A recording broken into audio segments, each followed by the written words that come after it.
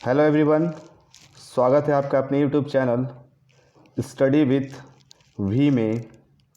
आज का वीडियो उन बच्चों के लिए है जो पॉलिटेक्निक प्रवेश परीक्षा की तैयारी कर रहे हैं। इससे पहले की वीडियो में मैंने आपको बताया कि पॉलिटेक्निक कोर्स क्या है, उसके लिए क्या क्या क्वालिफ़िकेशन होनी चाहिए, उसके एग्ज़ाम फ़ी क्या है और आप किस तरह से उसके सिलेबस को अच्छे से जज कर सकते हैं। आज का वीडियो में हम लोग जो मेन टॉपिक लेके चले हैं कि पॉलिटेक्निक में जो बेस्ट ब्रांच होता है वो कौन सा होता है, क्योंकि बहुत सारे बच्चे जो है कन्फ्यूजन में रहते हैं।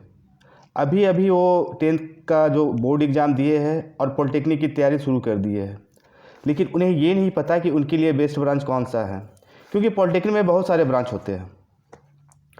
ठीक है, तो उन्हें ये भी पता नहीं होता है कि वो उनके लिए कौन सा ब्रांच अच्छा है और उन्हें किस ब्रांच में जल्द से जल्द नौकरी मिल सके, क्योंकि उनका जो पॉलिटेक्निक करने का मेन मकसद होता है कि उन्हें ज़्यादा से ज़्यादा अच्छा पैकेज मिले, और यह हर किसी का एक सपना होता है। ठीक है, तो आज का जो वीडियो है बस फुल इसी इन्फॉर्मेटिव में है कि आपके लिए कौन सा ब्रांच अच्छा है, और मैं एक एक ब्रांच का जो है आज अच्छे से आपका डिटेल्स एनालिसिस करूँगा कि आपके लिए कौन सा ब्रांच अच्छा होगा। तो चलिए शुरू करते हैं आज के वीडियो को। देखिए, सबसे पहले मैं कुछ ब्रांच के नाम आपको बता दूं। जैसे पॉलिटेक्निक ब्रांच का जो एक लिस्ट है, मैंने वो कुछ ब्रांच का ही लिस्ट मैंने इसमें लिया है, सारे ब्रांच का मैंने इंक्लूड नहीं किया। जो ज़्यादा इंपॉर्टेंट है या ज़्यादा स्टूडेंट इसके और आकर्षित होते हैं, जैसे सिविल है, इलेक्ट्रिकल है, मैकेनिकल है, कंप्यूटर है, टेक्सटाइल डिज़ाइन है, ऑटोमोबाइल है, माइनिंग है। ठीक है, तो मैं एक एक करके आपके पास सारे जो है ब्रांच के बारे में आपको डीपली इन्फॉर्मेशन दूंगा, तो आप बस वीडियो में बने रहें। तो चलिए मैं स्टार्ट करता हूं। जो हमारे पास जो पहला ब्रांच है, जैसे मान लीजिए सिविल। तो अब बात करते हैं कि जो बच्चे सिविल करना चाहते हैं तो पहले उन्हें ये तो पता होना चाहिए कि सिविल में वर्क होता क्या है, सिविल में करना क्या रहता है।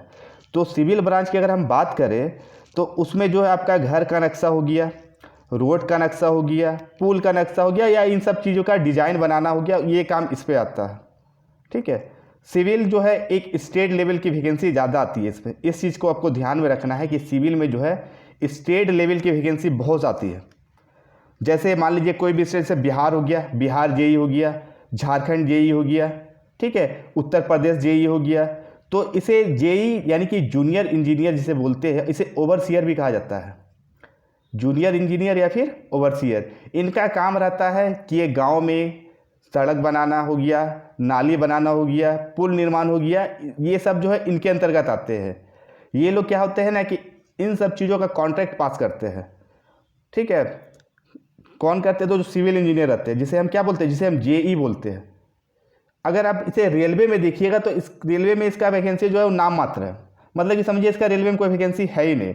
लेकिन हाँ, अगर आप प्राइवेट सेक्टर में जाइएगा तो भी इसमें भरपूर वैकेंसी है। और स्टेट लेवल पे कोई भी गवर्नमेंट वैकेंसी हो स्टेट लेवल पे, जैसे मैंने अभी को बताया कि बिहार जेई हो गया या झारखंड जेई, यूपी जेई, तो हर जो स्टेट जो अपना जेई निकालता है, और ब्लॉक लेवल में भी इसका बहुत सारा वैकेंसी है।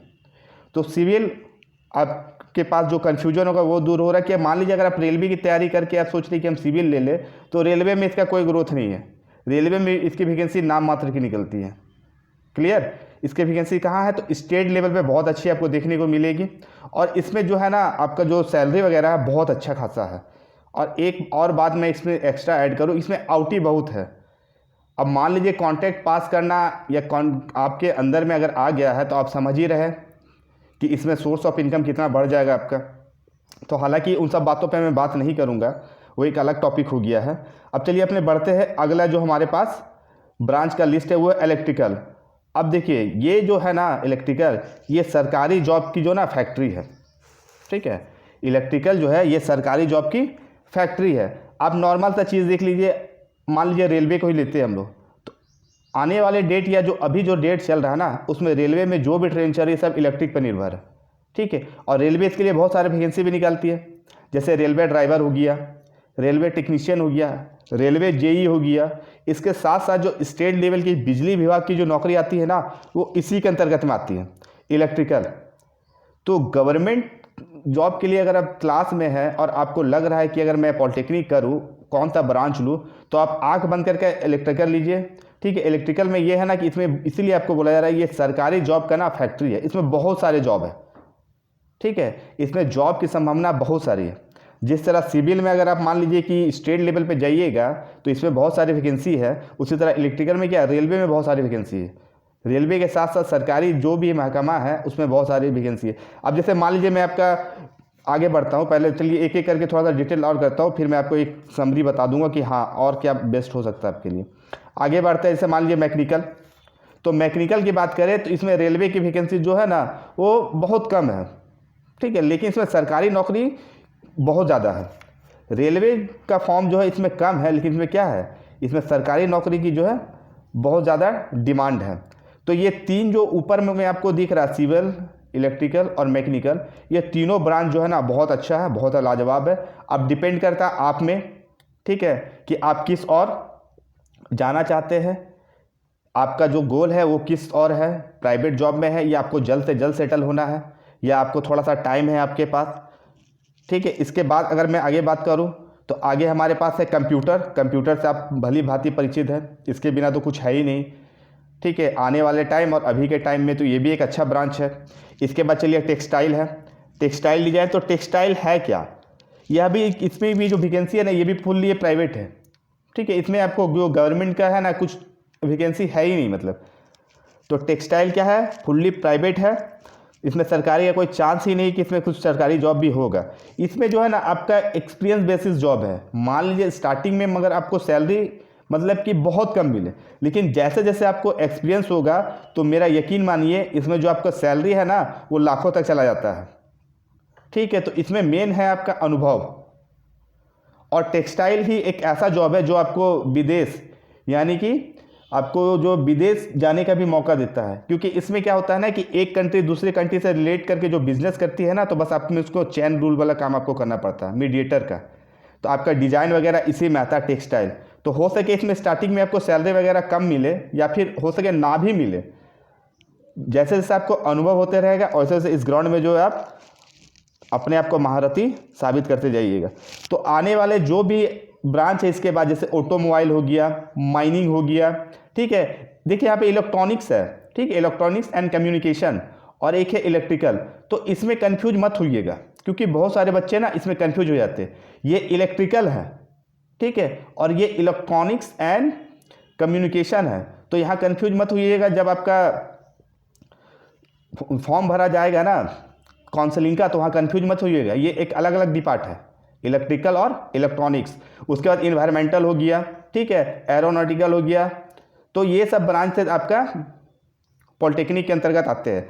मैं आपको बस यही सजेस्ट करूंगा, जो मेरा अपना अनुभव है, मैं जिसके बिहाफ में आपसे बात कर रहा हूं उसमें, अगर आप पॉलिटेक्निक लेके कुछ अच्छा करना चाह रहे हैं तो सबसे पहले आप डिपेंड कीजिए कि आप स्टेट लेवल में जाना चाहते हैं, ठीक है, या फिर गवर्नमेंट लेवल में। अगर स्टेट लेवल के वैकेंसी देखिएगा तो उसके लिए सिविल सबसे अच्छा है, ठीक है, और गवर्नमेंट में हो गया तो इलेक्ट्रिकल हो गया, मैकेनिकल हो गया। इन दोनों में बहुत सारे आपके जो है चांसेस हैं सरकारी जॉब के लिए।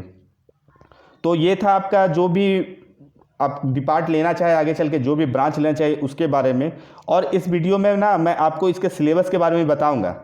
जैसे कि अभी झारखंड पॉलिटेक्निक, झारखंड का जो एग्ज़ाम ख़त्म हुआ, मैं उसी स्टेट का ले रहा हूं, क्योंकि मेरे पास अभी जो डेटा है झारखंड पॉलिटेक्निक के बारे में, मैं उसी के बारे में बात कर रहा हूं, जो इसका सिलेबस आया हुआ है, ठीक है। तो देखिए झारखंड पॉलिटेक्निक का सिलेबस क्या है। झारखंड पॉलिटेक्निक का जो सिलेबस है उसमें जो है 150 अंकों का जो है वो एग्ज़ाम होता है।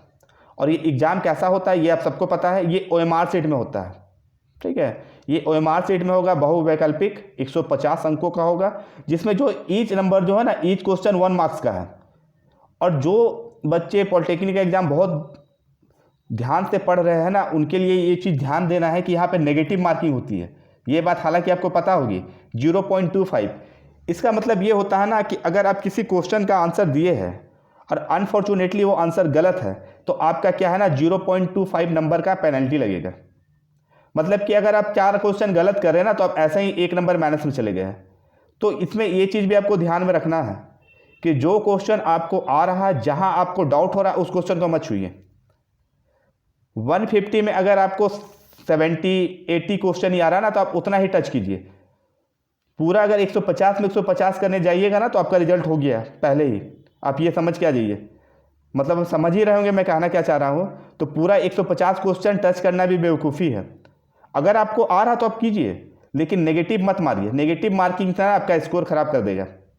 ठीक है, तो क्वेश्चन जो है 150 अंकों का है, 150 अंकों का में से आपका क्या है, नेगेटिव मार्किंग भी है 0.25, और इसके लिए जो आपका समय निर्धारित किया गया है ना, वो 2 घंटा 30 मिनट का समय निर्धारित किया गया है।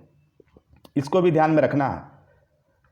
तो चलिए आगे बात करते हैं इसके कौन कौन से पोर्शन। तो इसमें आपको पता ही होगा 3 पोर्शन है, फिजिक्स, केमिस्ट्री और मैथमेटिक्स, और तीनों से क्या सेक्शन जो है तीनों का इक्वल है, 50-50 मार्क्स का पूछा जाता है।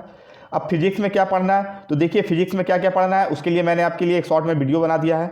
ठीक है, फिजिक्स में जैसे मान लीजिए आपको मापन पढ़ना है, गतिकी पढ़ना है, गति का नियम पढ़ना है, कार्य पढ़ना है, शक्ति पढ़ना है, ये जो भी चैप्टर है ना, ये आप 9-10 में पढ़े हैं। ठीक है, 1-2 चैप्टर ऐसा होगा जो आप 9-10 में ना पढ़े हो, लेकिन लगभग चीज़ जो है ना आप 7, 8, 9, 10 वहीं के बेसिस में लीजिए, बस उसी के बेसिक चीज़ों को उठा के आपसे पूछा जाता है। तो अगर आप 9-10 अच्छे से पढ़ लीजिएगा ना फिजिक्स में, तो आपको दिक्कत नहीं होगा। तो चैप्टर देख लीजिए, प्रकाश का प्रवर्तन है, अभी अभी आप 10 में पढ़े होंगे। अपवर्तन का नियम अभी भी पढ़े होंगे। ठीक है, तो चुंबक तो ये भी अभी पढ़े होंगे। तो ये सब जो भी चैप्टर है ना, ये क्लास 10 से है। और उसके बाद केमिस्ट्री का बात कर लें, तो केमिस्ट्री में भी देखिए तत्व यानी कि एलिमेंट, मिश्रण, यौगिक, आणविक, समतुल्य द्रव्यमान। ठीक है, उसके बाद रासायनिक संयोजन, तत्वों का वर्गीकरण अभी पढ़े होंगे, क्लासिफिकेशन ऑफ एलिमेंट, है ना। तो ये सारे चैप्टर कहाँ से आ रहा है, आपका 10 से आ रहा है। देखिए रासायनिक यौगिक, ठीक है, ये सब कहाँ से आ रहा है, ये सब 10 से ही है। तो फिजिक्स, केमिस्ट्री, और इसके बाद आता है आपका मैथ। तो मैथ का जो पोर्शन है ना, इस पर आप थोड़ा सा ज़्यादा ध्यान दीजिएगा, क्योंकि आपका स्कोरिंग जो है ना इसी पे डिपेंड करता है। बहुत सारे बच्चे ना इसी में जो है आपका बहुत सारी गलतियां करती है, जिस कारण उनका रिजल्ट जो है ना वो बनते बनते रह जाता है।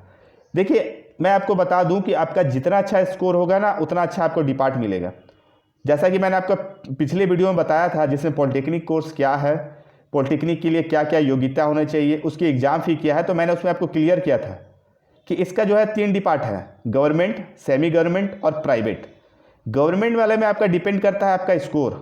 अगर आपका स्कोर अच्छा रहा तो आपको गवर्नमेंट मिलेगा। तो इसके लिए आप क्या कीजिएगा, इसके लिए आप अधिक से अधिक मेहनत कीजिएगा और कम से कम नेगेटिव क्वेश्चनों को टच कीजिएगा जिसमें आपका कन्फ्यूजन हो। तो मैथ ही एक ऐसा डिपार्ट है ना जहाँ पे आप अधिक से अधिक नेगेटिव मार्क आते हैं, क्योंकि ये कैलकुलेशन बेसिस है ना। हो सके आपको कैलकुलेटिव में 1-2 अंक का इधर उधर डिफरेंस हो तो आप चलिए मार के चले आते हैं, तो वहाँ आप गलती करते हैं। तो आपको इसमें ध्यान देना है। इसमें कुछ ही चीज़ों को पढ़िए, लेकिन इतना अच्छे डिटेल से पढ़िए ना कि जब आपसे एग्जाम में पूछा जाए तो आपको कंप्लीट कर लीजिए। जैसे अभी आप क्लास 10 में पढ़े होंगे नंबर सिस्टम, ठीक है, हाइट एंड डिस्टेंस, समय और दूरी होगी आपका। उसके बाद आ जाइए आप रैखिक समीकरण, लीनियर इक्वेशन पढ़े होंगे, क्वाड्रेटिक इक्वेशन पढ़े होंगे, फैक्टर पढ़े होंगे, सिंपल इंटरेस्ट, कंपाउंड इंटरेस्ट, ठीक है, वॉल्यूम हो गया, आयतन, वॉल्यूम, ठीक है। उसके बाद आपका ज्यामिति, स्टैटिक्स, ये सब सारे चैप्टर क्या है आपने क्लास 10 में पढ़े हैं। तो आप इन्हीं सब चैप्टरों को और एक बार अच्छे से रिविजन कीजिए। अब देखिएगा जाके यहाँ पे कराधान यानी कि टैक्सेस दिया हुआ है, बैंकिंग दिया हुआ है, लोगो थ्योरम दिया हुआ है, तो आप ये सब चीज़ें देखिए। लेकिन जब आप 100% श्योर हो तभी इन सब चीज़ों को टच कीजिए। मेरा कहने का मतलब इतना ही ना कि अगर हर पोर्शन में 50 क्वेश्चन पूछा जा रहा है ना, तो आप ये कोशिश मत कीजिए कि मुझे 50 इसमें टिक आउट करना है। अगर आप 30 क्वेश्चन ईच भी चलिएगा ना हर पोर्शन में लेके, तो आपके पास 90 क्वेश्चन आ रहा है, समझे। और 90 को मार्क्स जो है ना इनफ होता है पॉलिटेक्निक में। 100% है आपको गवर्नमेंट मिल जाएगा, ठीक है। अगर 90 आपका सही रहा तब ये डिपेंड करता है आपका 90 सही होना चाहिए। ये नहीं कि आप 30 मार दिए जिसमें पता चला कि हर में आप 10 गलत मार दिए, तो फिर आप नेगेटिव में चले गए ना। आपका 10 नंबर वहाँ से घट रहा और ऐसे चलिए तो 2.5 नंबर इधर घट गया फिर। तो जहाँ आपका नंबर 30 आ रहा था वहाँ पर पता चलेगा आपका 17.5 आ रहा। तो देखिए कितना बड़ा डिफरेंस पैदा कर दे रहा है। तो इसलिए मैं आपको बार बार बोल रहा हूँ कि जब आप मैथ को जो तैयारी कीजिएगा ना, तो बड़ा अच्छे से कीजिएगा। इसके सिलेबस को पहले अच्छे से आप एनालिसिस कीजिए, क्योंकि कोई भी कॉम्पिटिटिव एग्जाम, अभी आप क्लास 10 से गए हैं ना पॉलिटेक्निक का तैयारी करने के लिए, तो अभी आपको थोड़ा सा आइडिया नहीं होगा। तो सबसे पहले किसी भी कॉम्पिटिटिव एग्जाम की अगर हम लोग तैयारी करते हैं ना, तो उसके सिलेबस को पहले अच्छे से एनालाइज करते हैं कि उसका सिलेबस है क्या, उसमें क्या क्या चीज़ पूछा गया है और हमें कितना पढ़ना है, ठीक है। और उसके साथ साथ एक्यूरेसी पे भी ध्यान देना है। तो ये था आज का वीडियो जिसमें आपको बताया गया है पॉलिटेक्निक के फुल सिलेबस के बारे में, और उससे भी ज़रूरी टॉपिक आपको बताया गया है पॉलिटेक्निक के ब्रांच लिस्ट के बारे में। और इसके बाद इस वीडियो को देखने के बाद मैं ये नहीं कह रहा हूँ कि आप सिविल ले लीजिए, इलेक्ट्रिकल ले लीजिए या मैकेनिकल लीजिए, ये मेरा अपना व्यक्तिगत राय था। बाकी ये आप पे डिपेंड करता है कि आपके लिए क्या बेहतर होगा। मुझे जो अच्छा लगा मैंने उसके अकॉर्डिंग आपके लिए एक वीडियो बनाया है। अगर ये आपके लिए हेल्पफुल है तो मेरे चैनल को सब्सक्राइब कीजिए और इसे ज़्यादा से ज़्यादा आप शेयर कीजिए। और सब्सक्राइब इसलिए कीजिए क्योंकि आने वाले कुछ दिनों के बाद आपको जो है पॉलिटेक्निक के रिलेटिव कुछ वीडियो प्रोवाइड किया जाएगा, जिसमें आपको मॉडल सेट भी मिलेगा। मॉडल सेट जो आपको एग्जाम के पैटर्न के अकॉर्डिंग बना हुआ रहेगा। हो सके कुछ ऐसा क्वेश्चन जो हुबहू आपको एग्जामिनेशन हॉल में दिखने को मिल जाए। तो इसलिए इस चैनल को सब्सक्राइब कीजिए। साथ ही साथ आपको प्रीवियस ईयर क्वेश्चन भी आपको एक एक करके सॉल्व कराया जाएगा। ठीक है, तो चलिए मिलते हैं अपने अगले वीडियो में। तब तक के लिए धन्यवाद।